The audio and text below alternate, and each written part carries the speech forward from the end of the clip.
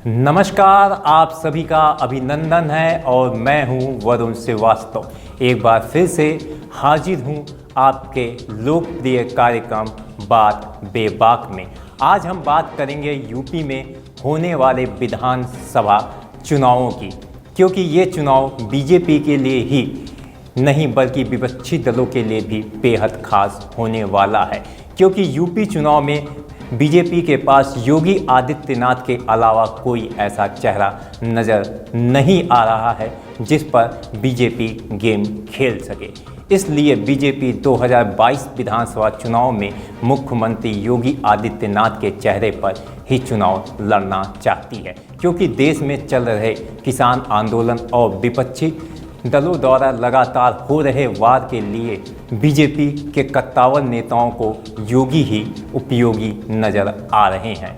योगी आदित्यनाथ ने पिछले विधानसभा चुनाव से चंद दिनों पहले तेज तर्रार चुनावी कैंपेन शुरू किया। मुद्दा स्पष्ट तौर पर गुंडागर्दी और हिंदुत्व ही बना और देखते ही देखते चुनावी सर्वेक्षणों के पासे ही नहीं पलटे, बल्कि पूर्ण बहुमत से पहली बार यूपी में बीजेपी की सरकार बन गई। सरकार बनी तो मुख्यमंत्री का चेहरा योगी आदित्यनाथ को ही तय किया गया और उसके बाद तो सिर्फ आश्वासनों और योजनाओं के ऐलान ही नहीं हुए बल्कि काम भी शुरू हो गए। यूपी से गुंडागर्दी और अनुशासन सदा से ही मुद्दा रहा, लेकिन योगी आदित्यनाथ की छवि इतनी भयंकर हुई कि खौफ से मुख्तार अंसारी जैसे विरोधी पार्टियों के महानेता भी दुबक कर दूसरे राज्यों की जेलों में ही भागने लगे। यूपी में इतनी सख्त पुलिस प्रशासन की कार्रवाई ना तो पहले कभी किसी ने देखी थी और ना कभी सोचा भी था कि उत्तर प्रदेश कानून व्यवस्था के मामले में उत्तम प्रदेश बन जाएगा। योगी आदित्यनाथ के अजीबोगरीब कानून, जिन्हें शुरुआत में विपक्षी पार्टियों ने मजाक के तौर पर लिए, जब वो लागू होने शुरू हुए तो सबकी बोलती बंद हो गई। योगी आदित्यनाथ ने कानून बनाया कि जो तोड़फोड़ और हिंसा करेंगे उन्हीं से सरकारी संपत्ति के नुकसान की भरपाई की जाएगी। ये कानून सिर्फ बना ही नहीं बल्कि लागू भी हो गया और छुटभइये गुंडों से लेकर बड़े बड़े माफियाओं तक की संपत्तियां सरकार सिर्फ इसलिए नीलामी पर लगवा दी क्योंकि उनके पास सरकारी नुकसान करवाया गया था। योगी का यह कदम यूपी ही नहीं दूसरे राज्यों को भी दंगइयों से मुक्ति पाने के लिए प्रेरणा दे रहा है। हाल ही में हरियाणा में भी ऐसे ही एक्ट को लागू किया गया जिससे कि दंगइयों से नुकसान की गई वसूली की जा सके। जिस राज्य के गुंडों को पुलिस प्रशासन का खौफ सताने लग जाए, वहाँ के माता पिता भी बच्चों को पढ़ाई के लिए भेजने में कोई हिचकिचाहट नहीं करते। ऐसा ही यूपी में भी हुआ। गुंडई खत्म होती देख सरकारी स्कूलों से लेकर निजी स्कूलों तक में लड़के ही नहीं बल्कि बेटियों को भी भीड़ उमड़ने लगी। ज़रूरत महसूस हुई कि अब खस्ता हाल स्कूलों को फिर से नए सिरे से तैयार किया जाए और ये काम योगी सरकार ने सिर्फ सोचा ही नहीं, असल ज़मीन पर लागू भी करवाया। आज यूपी के बहुत से सरकारी स्कूल निजी बड़े स्कूलों का मुकाबला करते हैं। वहाँ की टूटी फूटी दरारों वाली दीवारें ही नहीं बल्कि चमचमाती टाइल्सों पर सुंदर आकृतियों वाले क्लासरूम हैं। 10वीं तक की शिक्षा का बढ़ावा देने के साथ ही योगी सरकार ने गरीब ही नहीं मध्यवर्गीय माता पिता की भी एक बड़ी परेशानी कुछ दूर तक हल की है। अभ्युदय नामक योजना के तहत एंट्रेंस एग्जामिनेशन की तैयारी भी यूपी सरकार करवा रही है। इस अभ्युदय अभियान ने शिक्षा को लेकर दम भरने वाले दिल्ली के मुख्यमंत्री केजरीवाल की नाक में भी दम कर रखा है।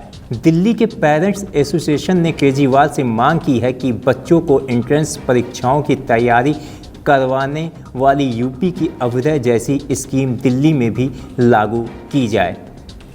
साल 2020 के शुरुआती होते ही कोरोना महामारी ने दस्तक दे दी, जहां दूसरे राज्यों के मुख्यमंत्री केंद्र सरकार के आगे रोना धोना मचाए हुए थे, तो वहीं योगी आदित्यनाथ ने अपनी अनोखी हेल्थ मैनेजमेंट लागू कर दी। अनोखी इसलिए क्योंकि इस मैनेजमेंट में लॉकडाउन के दौरान जहां केस बढ़ने लगे, वहां निजी कंपनियों की तर्ज पर डीएम और प्रशासनिक अधिकारियों की रेटिंग जैसा सिस्टम हो गया। इसका असर नोएडा में भी दिखा, जहां योगी केस बढ़ने पर योगी आदित्यनाथ ने सीधे ही फटकार लगा दी और इसका वीडियो भी वायरल हो गया। एक अधिकारी के तबादले के साथ ही पूरे महकमे से हड़कंप मच गया। पूरे साल जो हेल्थ मैनेजमेंट हुई, जिस तरह से सरकारी सिस्टम ने घर घर पहुंचकर लोगों को जांच और सुविधाएं दी, वो अपने आप में ऐतिहासिक कदम था। साल 2021 में कोरोना की दूसरी लहर उठी तो दिल्ली के सीएम केजरीवाल से लेकर तमाम राज्यों के मुख्यमंत्री केंद्र सरकार से ऑक्सीजन की सप्लाई की गुहार लगा रहे थे। वहीं योगी आदित्यनाथ ने उद्योगों की मदद से यूपी के चप्पे चप्पे में ऑक्सीजन की सप्लाई को दुरुस्त करने का कार्य रातों रात में शुरू कर दिया, जिस दौर में दूसरे राज्य समझ भी नहीं पा रहे थे कि क्या करें। उस दौर में यूपी में अस्पतालों में ऑक्सीजन प्लांट लगाने के न सिर्फ टेंडर रिलीज हुए, बल्कि तुरंत प्रभाव से लगने भी शुरू हो गए। कोरोना काल में आपदा में कमाने का अवसर खोजने वाले अस्पतालों पर भी योगी सरकार का ऐसा हंटर चला कि पहली बार निजी अस्पतालों के विभागों जनता के घर घर जाकर ज़्यादा चार्ज की गई रकम वापस लौटाते देखे गए।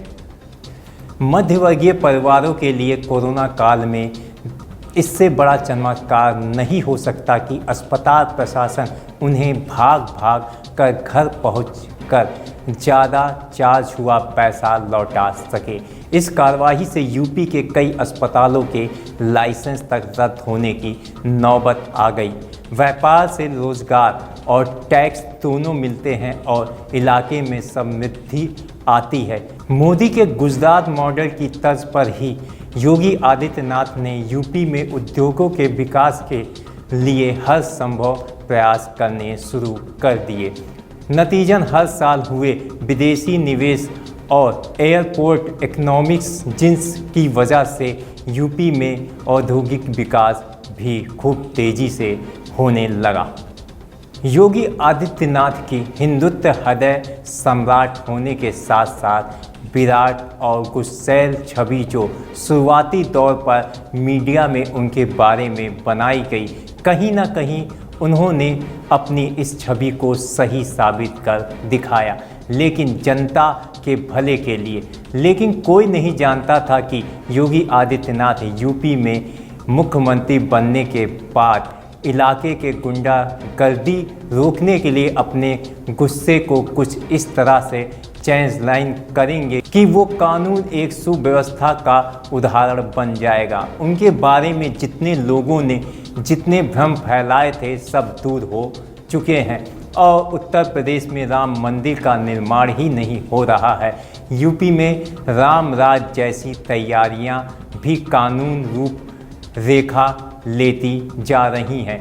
शायद यही कुछ वजह रही हैं जिन्हें देखकर यूपी में मुख्यमंत्री के दावेदारी को भी सर झुकाना पड़ा और अब केंद्रीय नेतृत्व ने भी साफ कर दिया है कि 2014 के बाद पहली बार किसी राज्य में भाजपा सिर्फ मोदी ही नहीं बल्कि योगी के चेहरे पर चुनाव लड़ेगी। आपको हमारी खबर कैसी लगी हमें ज़रूर लिखें। नमस्कार।